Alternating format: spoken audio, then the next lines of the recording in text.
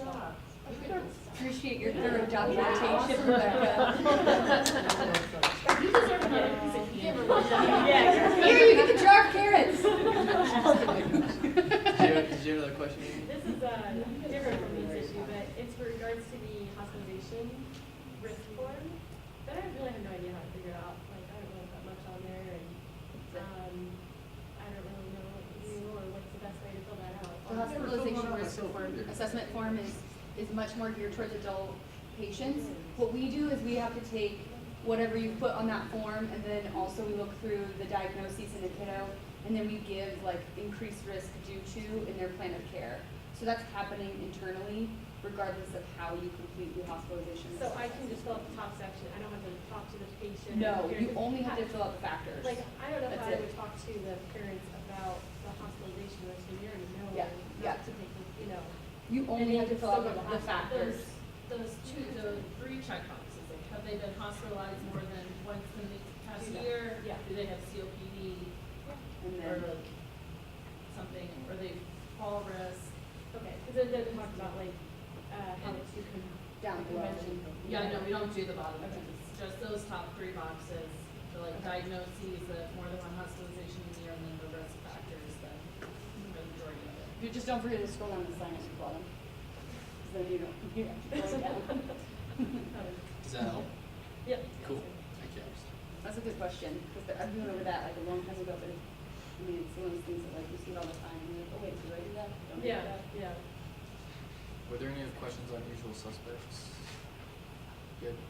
All right. Has anyone taken PTO yet? I feel like everyone in this room has accrued it. Anyone gone through that process yet? All right. Well, we were excited to start PTO this year. That was another big change for us. So you guys have all started accruing PTO. You can find how much your PTO you have on your balance at the bottom of your pay stub. It's like at the very bottom. It's not in bold either, but if you can't find it, let me know. I can help you locate it. But that's where you find how much you have. If you do decide to take a day off, you're emailing it to ptorequests@mgahomecare.com. That individual or that team that gets that email then processes it. We need you to submit it by Friday, week prior to the day you're going to be taken off for payroll to get that day approved and paid. So if you're seeing kids on that day, What if somebody's sick? what do you mean? What if they wake up and they're sick and they have to cancel their kids that day? Then They that wanna take following that. week, it would process then for that week and be on your next week's paycheck. Yeah. But if you're seeing kids that day, if you reschedule it with the family, move that note to the date that y'all rescheduled to. If you were not able to find a date that was being rescheduled, mark that note as missed.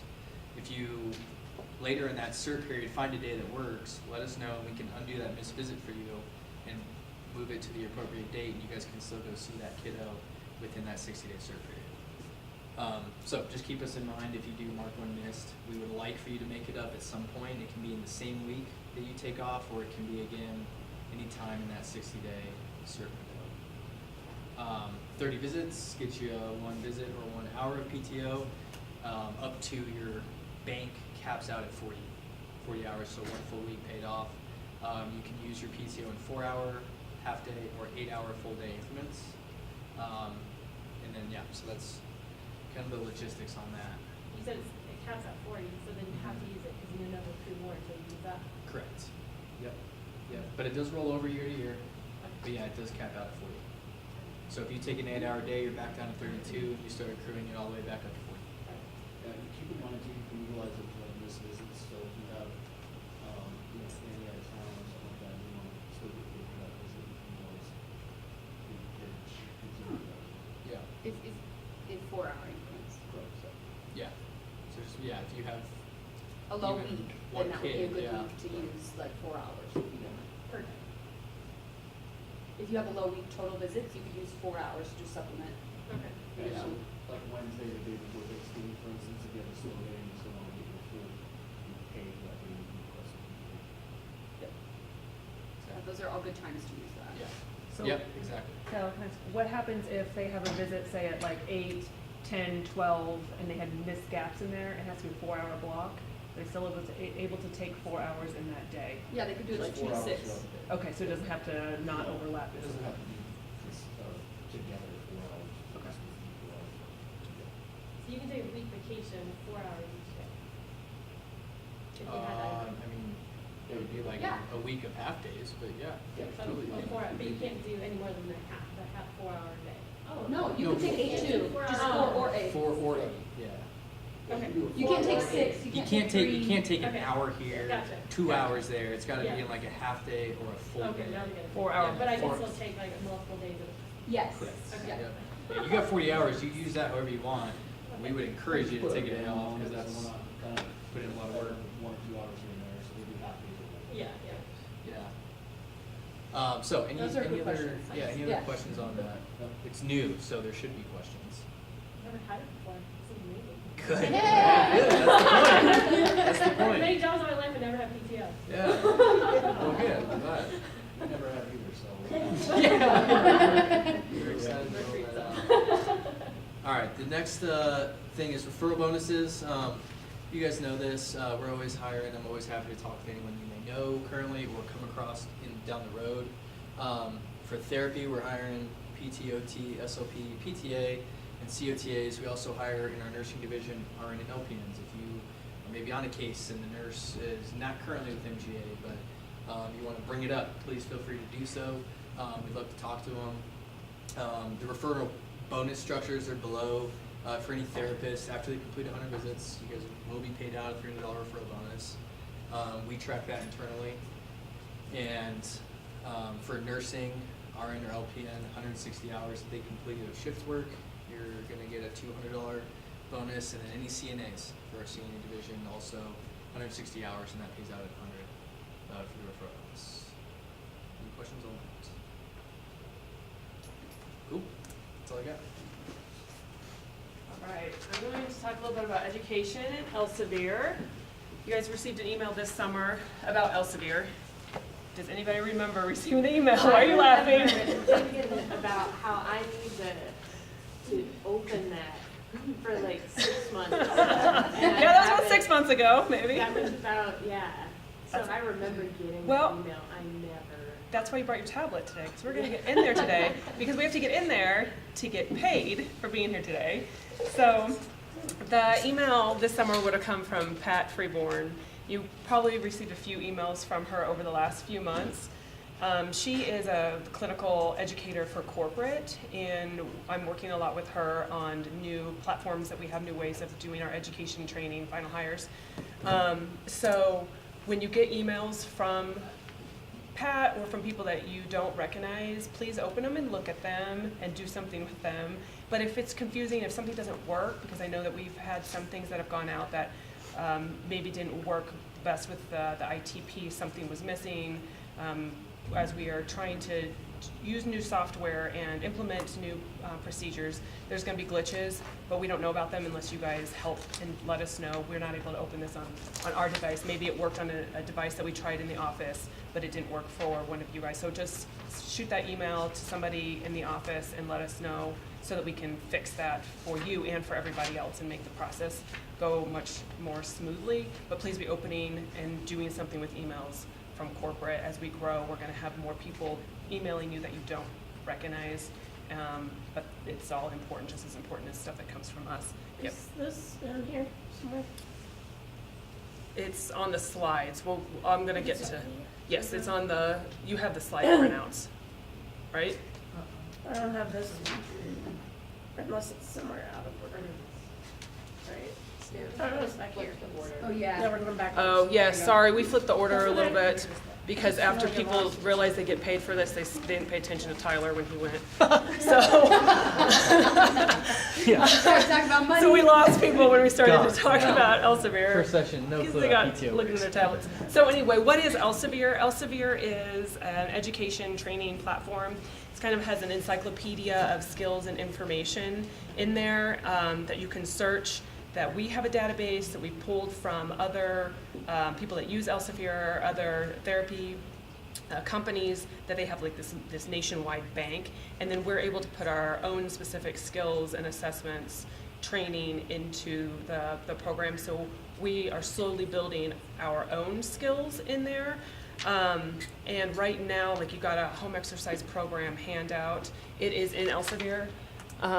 We'll get in a minute, but when you get in there at the top under search, you can type in something that you're looking for. So for right now, you could type in HEP, and you will be able to pull up the handout on the requirements for an HEP for the CNA care plan.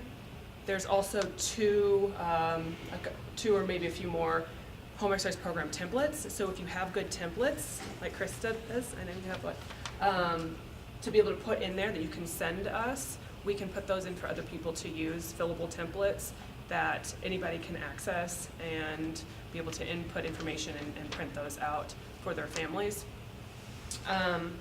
We are, can you go back on this, Tyler? Sorry. Or not, can you help me? You wanna go back? You go back real quick. We are gonna be able to use it for announcements, so just a few ways that we're using it right now is we're gonna use it for announcements, which are things that you've gotten by email in the past. If we sent you an email and said, please read this and reply that you've read and agree to that, we are able to do that in this software because it tracks everything. We'll get in there in a minute, guys. You guys don't have to jump and do that just yet.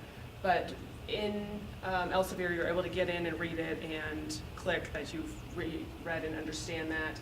Educational videos or educational handouts, such as things that we have from the skill swaps. If we have any handouts to go with that, we can put those in there for people to access later. Even if you weren't able to attend the skill swap, it's something that you can access on your own. And then skills, training, there's a lot of medical skills in there, and we're building therapy skills as well. So, okay, to log in, all you type A people are already in there, aren't you? All 5 of you. So, on the mobile app, did you get this here? No, it's a deal. Okay. So I click on that, and then About there's 10 the Elsevier banner, and it's your email address. Icon or something? And if you logged in this summer, you would have been prompted to change your password. If you don't remember what that is, I have it. But if you didn't log in, your password is the lowercase hello. Oh, so you do have it? I do have it. Okay. In a- Mine's not working. Okay, in a minute, because it's on my computer here that's hooked up, I can look at that for you. But when you get in there, over here in the green, there's going to be 2 assignments for you. One of them is a test from the stuff that we went over today. You have to get 100% on that to move on. The next thing is the attestation statement. So in the past, you sign an attestation statement. What? I'm totally lost. Okay, I'll help you in just a second. Okay. So we have a test in there, and we have an attestation statement in there. The attestation statement is what you used to sign in the past. And anything up here is the stuff that was assigned this summer. This summer, there was some stuff that was assigned for your benefit to help learn a little bit about the software. And it's not required, but we highly encourage you to go through that to understand how to use Elsevier. Is there any questions besides logging in? We'll help you with the login in a minute.